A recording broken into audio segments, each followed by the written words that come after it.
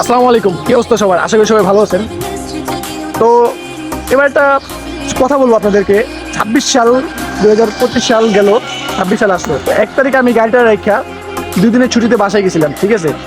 তো আমি জানতাম যে এই বছরও হয়তো শুধু ক্যালেন্ডারের তারিখটাই বদলাইব, কিন্তু এটা জানতাম না যে 2 দিন পর আইসা গাড়ি যখন ধরবো তখন সেই গাড়ি অন্য নাম হয়ে যাইব।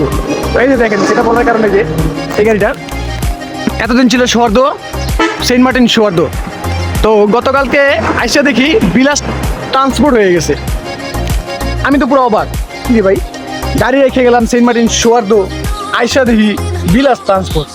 মাথায় কাজ করতেছে না, গাড়ি খুঁজে পাই না। পরে হেল্পারে ফোন দিলাম যে কি অবস্থা ভাই, গাড়ি কোনটা? তো ভাই গাড়ি ওই আগেরটাই 2001 যেটা আপনি চালাইছেন, এটাই খালি নামটা পরিবর্তন হয়েছে। তো আসলে কি, ব্যানার ম্যাটার করে না, ম্যাটার করে হচ্ছে ড্রাইভার স্টাফদের উপর, যে তারা কীরকম সার্ভিস দিবে। সেটা যেই ব্যানারই হোক না কেন, একটা সম্পূর্ণ ব্যানার চালাতে ড্রাইভার, সুপারভাইজার এবং গাড়ি স্টাফের প্রয়োজন হয়। তো এই যে আমাদের নতুন ব্যানার বর্তমানে বিলাস ট্রান্সপোর্ট দেখতেছেন, গাড়ি কিন্তু সেই আগেরটাই 2001 যেটা আমি চালাইতাম, ঠিক আছে? আপনারা হয়তো দেখবেন আগে পরে ছবিতে, এটা সেন্ট মার্টিন সোয়ার্দ ছিল, তো বর্তমানে আছে বিলাস ট্রান্সপোর্টে।